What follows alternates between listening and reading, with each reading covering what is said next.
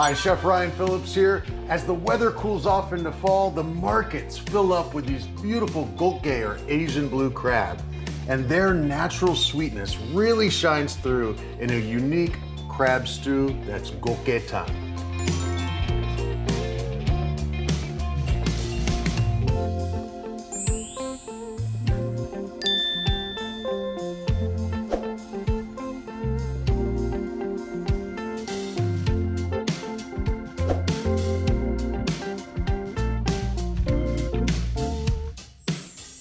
Let's start with layering some flavor with our broth. We've got these beautiful dried anchovies. We're gonna remove the heads and the guts right here. Just take that off. We're removing the bitterness. We need 5 of these like this to start our broth. Okay. About 30 grams of dried kelp. And very important for this recipe is this mu or Korean radish, or if you can find daikon, that'll work as well. We're gonna go ahead and peel some of this.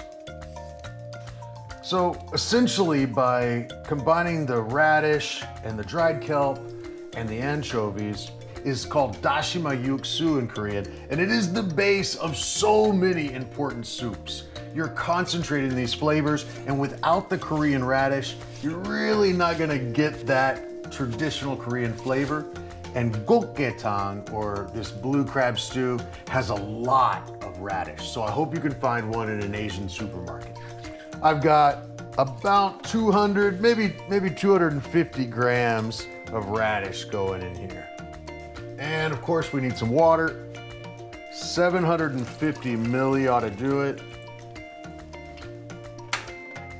We gotta bring this up to a boil, and then we'll reduce it for a simmer for about 20 minutes or so.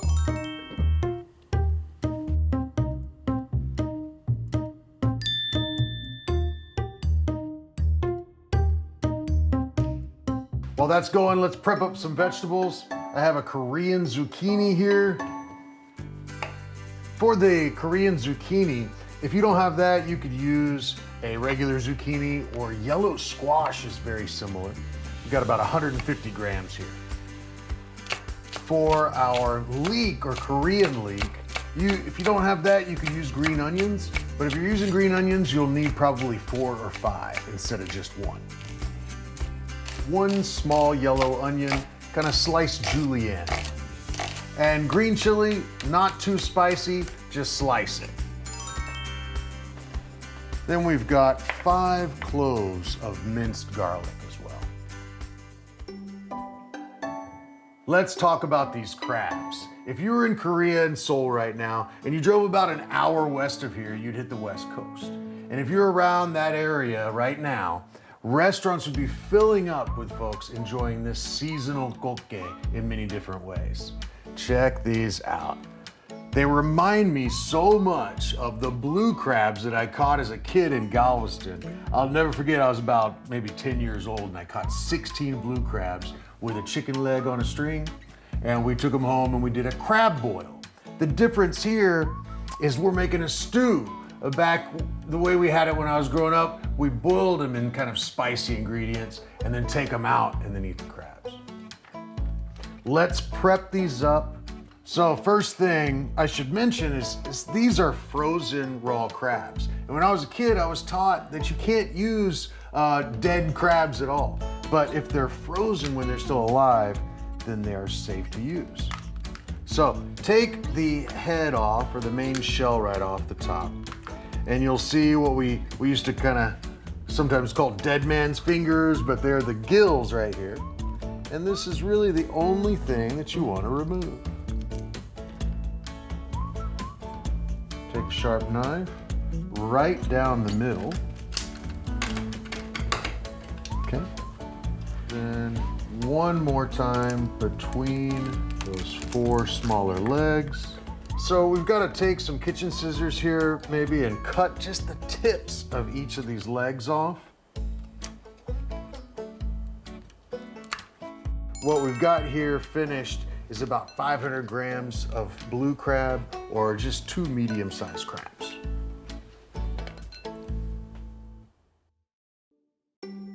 It's been 20 minutes, so our dashima yuksu, or our broth, is good to go here. Now is time to remove all of this dried kelp, dried anchovies, but we're leaving the radish in there for our crab stew. Let's keep layering some flavor. This is very important for this one. Fermented soybean paste. And I've just got this strainer here so I can get it nice and smooth, get all the soybeans and the soybean paste broken up into our broth here. When people usually come to Korea in the beginning, they might smell this and be a little bit nervous about it. So it's a little foreign to them.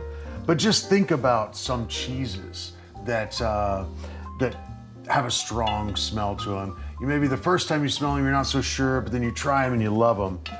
That's kind of how I think about the doenjang, or the fermented soybean paste. We've got our red chili paste here, 1 tablespoon.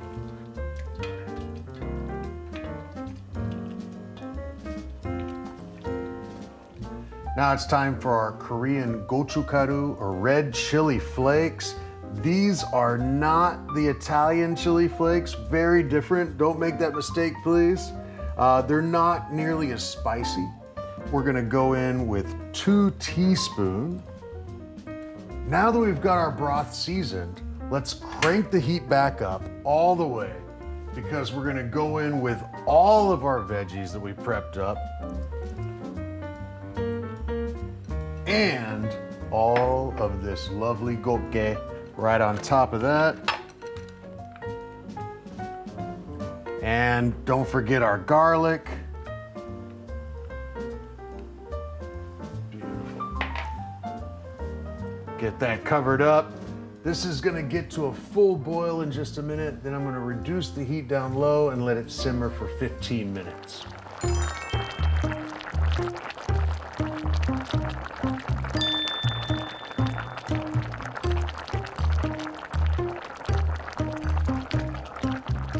Now, let's move on to our garnishes today. It's called sukkan, or chrysanthemum greens. And yes, you heard that correctly. It's chrysanthemum, like the mums, or chrysanthemum flowers that I grew up always, in the front yard.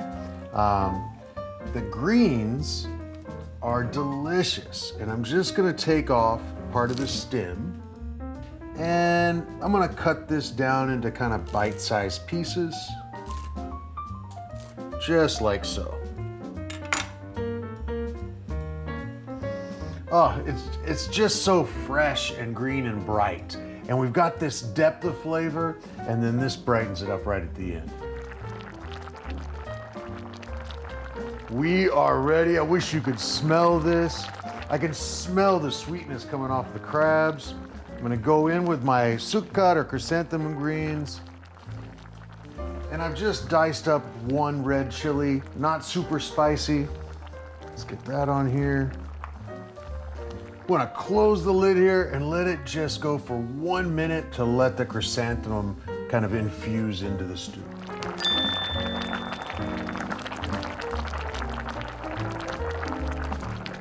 I love it. I love it. I love it.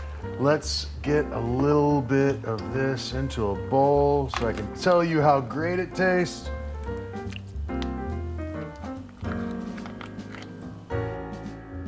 Just absolutely beautiful. All right, I'm pretty happy with that.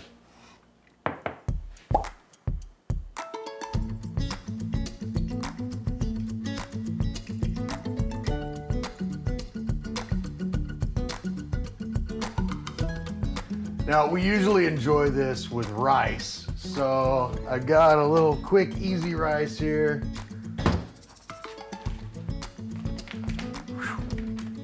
Hot, hot, hot. Okay. First, I wanna try some of this broth.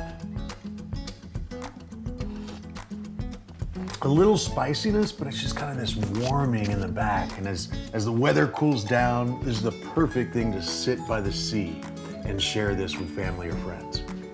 But this is what everybody fights for in the dish, and that is these portions of crab.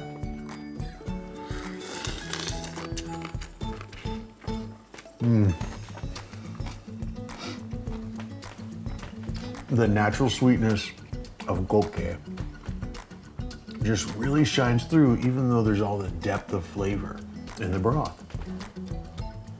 Oh.